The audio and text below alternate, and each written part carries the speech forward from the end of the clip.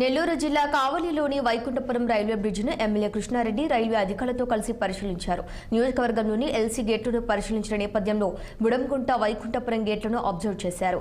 ఈ ప్రాంతంలో railway under bridge నిర్మిస్తే ప్రజలకు సౌకర్యవంతంగా ఉంటుందని ఎమ్మెల్యే అభిప్రాయపడ్డారు.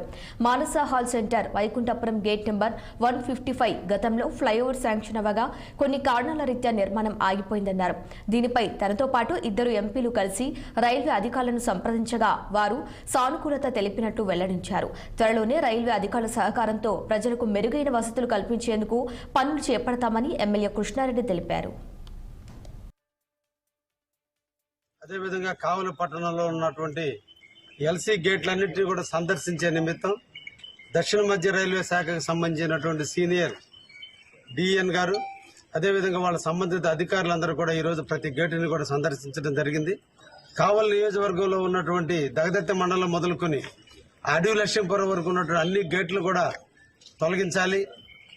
అవకాశం ఉండే దగ్గర ఫ్లైఓవర్ బ్రిడ్జీలు, లేని దగ్గర అండర్ బ్రిడ్జీలు పెట్టి ప్రతి ప్రాంతంలో కూడా ప్రజలకి అసౌకర్యం కలగకుండా ఉండాలనే ఉద్దేశంతో రాష్ట్ర ప్రభుత్వం అదేవిధంగా రైల్వే శాఖ తీసుకున్న నిర్ణయాల మేరకు ఈ రోజున అధికారులందరూ కూడా మన ప్రాంతానికి కూడా విచ్చేయడం జరిగింది.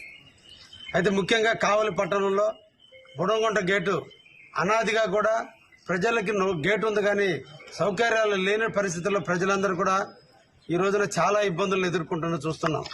అందరూ కూడా ఉదయగిరి బ్రిడ్జి మీదనే నడవాల్సిన పరిస్థితి ఉంది. ట్రాఫిక్ ఎక్కువైన రోజు జామ్ అయినటువంటి పరిస్థితులు మనం అందరం కూడా చూస్తున్నాం.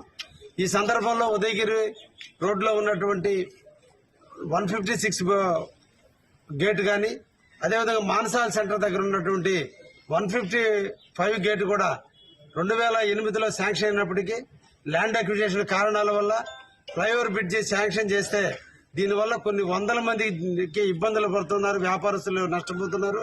రెండోది వాళ్ళ ఇళ్లకు చేరడానికి ఎక్కువ దూరం ప్రయాణం చేయాల్సినటువంటి పరిస్థితి వస్తుంది. కాబట్టి దీన్ని అండర్ బ్రిడ్జిగా మార్చమని చెప్పి నేను కానీ ఎంపీ గారు కానీ ఇద్దరం కూడా